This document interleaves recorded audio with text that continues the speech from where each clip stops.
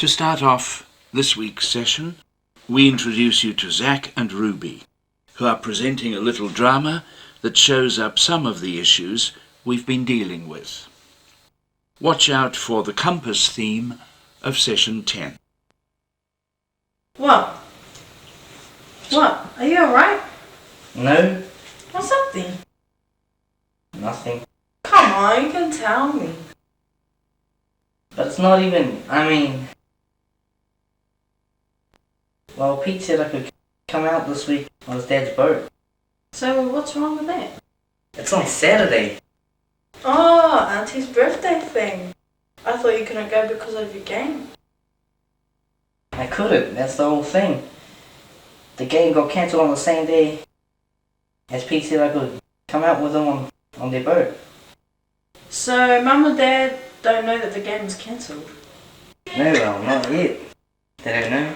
I could probably get away with going out on the boat. Mum thinks I'm going to the game as usual. So all I have to do is tell them I'm going to stay over at Pete's place. And that wouldn't be a lie either. I could meet up with Pete and go on the sailing trip anyway. I bet you'll get snapped. Oh, thanks, you're a great help. If I say no, Pete's dad will think I don't want to come with them and he'll never ask me again. And I really want to go. Mum's sisters are always having stupid parties. If Mum finds out you lied to her, man, you'll be dead meat butters. Yeah, like, see, it's not fair. How am I supposed to know what to do? Either way, it sucks. You could ask Dad. I'm sick of asking other people what to do. I should just be able to figure it out myself.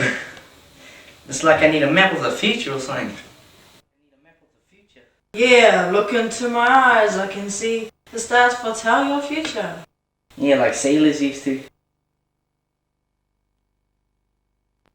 Did you know, in the olden days, sailors didn't have maps or anything, and they'd sail for months and months, just using stars for a compass? That's awesome, eh? Yeah. That's what I need. My own solar system map so I could just look up into the sky and just know what to do. So what? Will it tell you now? It's saying, this map's not even English. Oh, read it. That makes me wonder how Poopy could read it.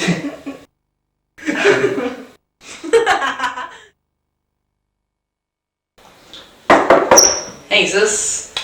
Hey, you're back. How was it? Wicked, it was so cool. It was so cool. I'm gonna get me a boat like that one day. Yeah, right. Fat couch. Oh yeah, how was Auntie's party? It was pretty good, actually. Saw Nathan with that. For real? Did Auntie mind me not coming? Nah, Dad explained everything. She was sweet as. Aren't you lucky you did ask Dad? Oh, sure am. Oh, you should have seen me, man. I was diving like a pro. Catch anything? Oh. Mr. Harper got some craze. I brought one home. Oh, yeah. Guess what? He let me do all the navigation. I mean, he sort of helped me. But I learned how to do it all. You know, set the course properly? I don't know. That's not even the hard part. First we had to set the course on the map to get Mr. Harper's secret craze spot. But then I was the one who had to do the compass readings and check where we were staying on course. It was pretty freaky. There was a sea all around us. And I was looking at the compass and the map and saying to Pete, straight ahead. Or left or whatever. Choice. I didn't know if I'd ever managed to get us there, but I did. Pete got us there, but Mr. Harper said I could go next. Choice. Yeah, it was awesome. I reckon I could go anywhere now. I don't think you'll get your feet on the ground for days after that adventure. I think I'll give you my cool poster to stick in your room. It was awesome. So you think you're so good, eh? So why don't you navigate us to the kitchen so we can have some kaimoana? Like Zach, you'll feel good about plotting a right course for yourself to a goal and getting there by sticking to right compass references. You can see the connection, can't you, between doing right and feeling good. The red and the green strands are interwoven because to become fully yourself, you need a system of guidance by values. Only by following the guidance of what is right and good do you achieve full value of yourself as a person.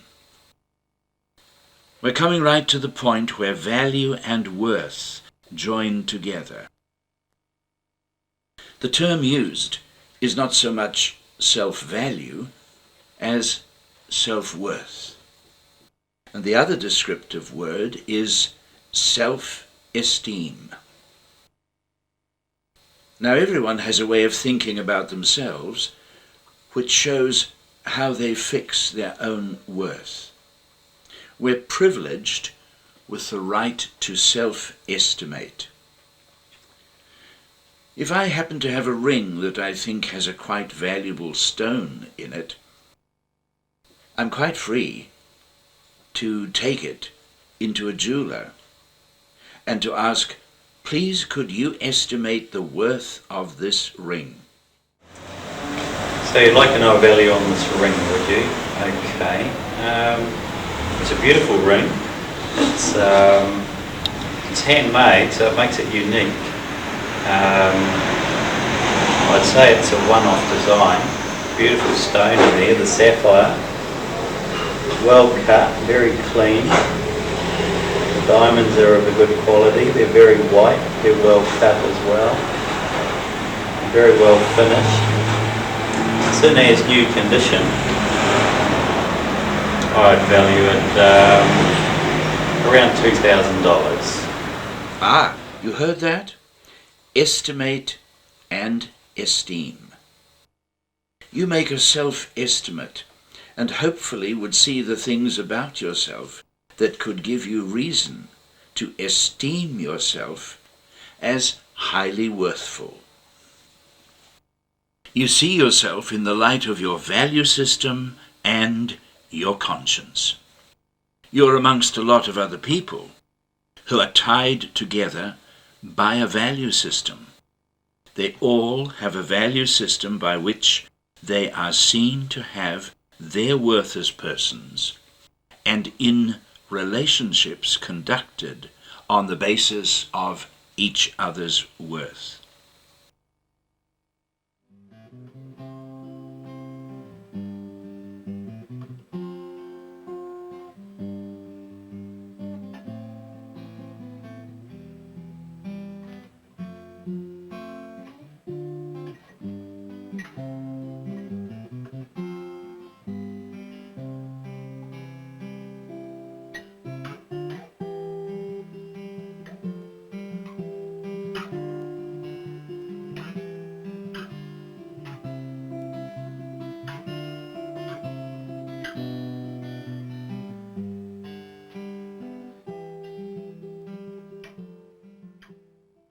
Every society of persons has a culture.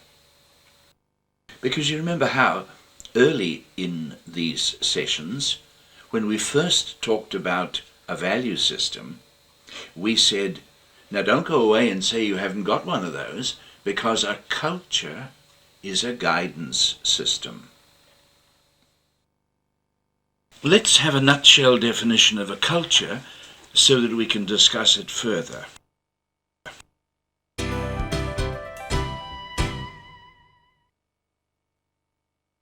A culture is the system or collection of material and spiritual recognitions that provide the origin to the customs of a society or a group of people.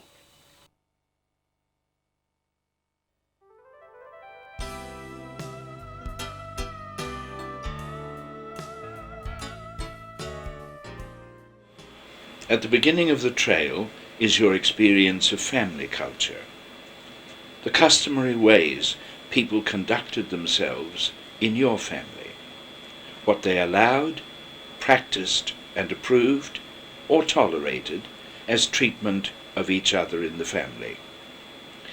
Was there respect and loving care, or was there abuse or violence allowed? Already you can see that there can be both good and bad things in cultural ways. The wrong and bad things need to be cleared right out of culture. One of the great concerns at the moment in New Zealand, in family culture, is getting rid of violence and abuse.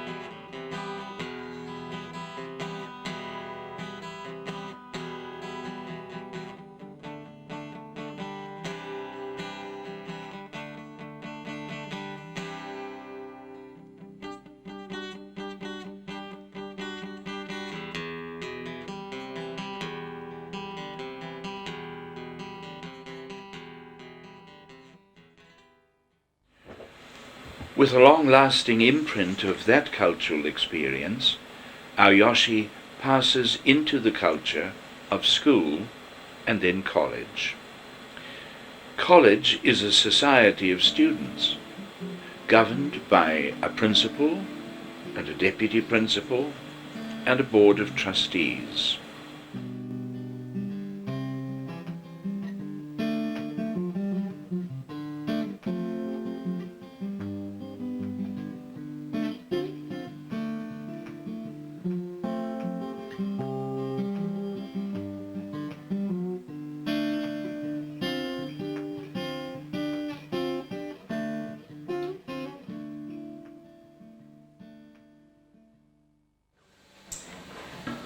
School culture.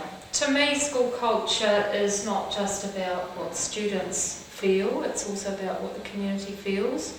It needs to be a partnership between the students and the parents and of course the staff. And to create a school culture you have to be developing it all the time, and obviously you're up against outside barriers to what we may think are the right values.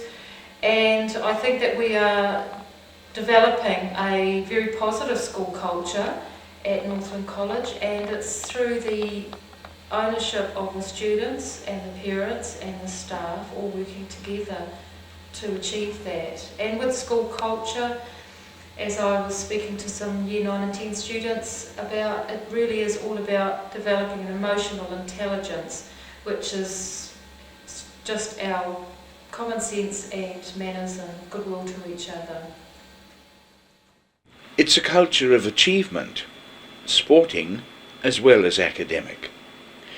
We'd like you to meet a Northland College old boy who's been in Empire Games twice and the Olympics. He'll talk to you about sporting culture. Well, hi there. My name is Laurie Byers, and I've lived the majority of my life in Kaikoui. I went to Northland College, and from Northland College I went to Auckland to do my tertiary education. And from there, while there, I represented New Zealand at 2 Empire Games and an Olympic Games. Plus, I toured Europe. I've been extremely lucky. It introduced me to all cultures. I've toured Australasia, I've toured Europe, I've toured the Asia, I've toured America, Jamaica. Sport has led me around the world and I've met a lot of people. It's been a great experience. I was an Olympic cyclist and then by game cyclist. My main sport was road racing, where each race was 200 kilometres, which would take 4 or 5 hours. I also rode in the Tour de l'Avenir, which is the same as the Tour de France, which went for 15 days. It was a great experience, riding through the Pyrenees and seeing the people. But I think the main thing with sport is that it introduces you to other cultures, other people in the world, and it's a great way of introduction. And these days, with the finances available, say in Super 12 rugby and that sort of thing, it's for those that want to further their sporting career, the money seems to be available for them. And to me, if you've got the physical attributes, pursue it. That's the way to go. Well, I've been asked about the qualities, what qualities it takes to be a good sportsman. You must be able to focus, but with the sorts of sports available, you don't necessarily have to have a physical prowess. As long as you're prepared to put the hours in, the training in. And the thing about it is, it goes with academic. If you've got a healthy body and a healthy mind, they both go together, and I think that's extremely important. And while you're participating in sport, you're not getting into mischief somewhere else, and I think that's, you're disciplined. I think that's the thing, you're disciplined in life. And as I say, it meets you up with many friends, and many of my friends that I met when I was 20 years, between 15 and 20 years old, I still have them today. And I think that's extremely important, and especially the healthy body, healthy mind. You've got to, they both go together. When I was at school, I was extremely lucky. I was also in the first 11 cricket and hockey. I also played rugby. And I think it's extremely important there, where you are one of either 11 or 15, and to be part of a team and make you as one person, but make up a team is extremely important. And that culture moves on into when you actually leave school. You are actually able to meet up with other people, form a team and a partnership, and by that way you can achieve far greater things by putting it all together with everybody. And just like flying an aeroplane, there may be a pilot flying it, but it takes a lot of people to actually make it fly. There's people on the ground, there's people in the plane, serving the meals, navigating, and people on the ground are actually bringing you into the airport. It's team building. You must be able to work into a team, and I think that's what sport builds. It builds that culture into your being, and I think it's extremely important. Okay, well, I think one of the most important attributes that anyone can have in society is to be able to communicate with people. And something that has impressed me in my travels is people, say like the Americans, we'll take Bill Clinton for instance, are able to have a command of the English language, well, of their own language, that they can communicate with other people, and I think that's extremely important. And I think it only comes with practice, and you must be able to get out even within your own classroom and then practice standing up, say for 60 seconds or 5 minutes or whatever, and to give out your thoughts and ideas to how you think you should approach a subject or whatever it be. And I think it's important, and as I say, or said before, that it only comes with practice, and I think that's extremely important to be able to communicate. When he leaves college, YOSHI is heading for the working world and that culture. Again, we'll interview someone who will share their experience of that world with you. Well, my name is Brian Thorburn, and I'm an insurance broker. I have been for 27 years. after a career of banking. I left banking to follow insurance, which enabled me to stay in the north. Otherwise, I'd have had to move back to the city, which didn't appeal very much. Yes, we have been discussing the business working world, and it takes numerous skills to survive and even more to be successful. Apart from basic education, and unfortunately when I left school, I left at the age of 15, and these days, of course, I hope no one does that. But in my day, a lot of us left at 15 and 16 because jobs were plentiful, and I left to join the Bank of New Zealand. That is really a start of an education, a new type of education, is the workplace education. And it's one which I think a lot of us find more interesting than schoolwork. But it's, I think both are essential, particularly these days when you must start with a very good education. Some of the skills needed to survive these days in the workplace might seem basic, but not everyone is able to cope with the requirements. For example, reliability. We talk about reliability, but reliability is essential. And it means more than just turning up on time. It means doing what you say you will do and completing it absolutely 100%. So that a colleague can depend when you are given a job to do that you will complete it. I hear of stories of people having an education of many years, but when it comes to the workplace, not being able to complete the work successfully. For example, a dentist. A person goes through those number of years, the years it takes to become qualified. But when they actually get face to face with people, they don't have the people skills. Doctors, similarly. Often with a doctor it's called a bedside manner. But in the business I know, as in banking or any customer-orientated business, you must have a certain bedside manner. That means you must have a way of making people feel comfortable with you. So you learn the academic skills in school and in the universities, but it's the skills of getting along with people and making people feel comfortable with you.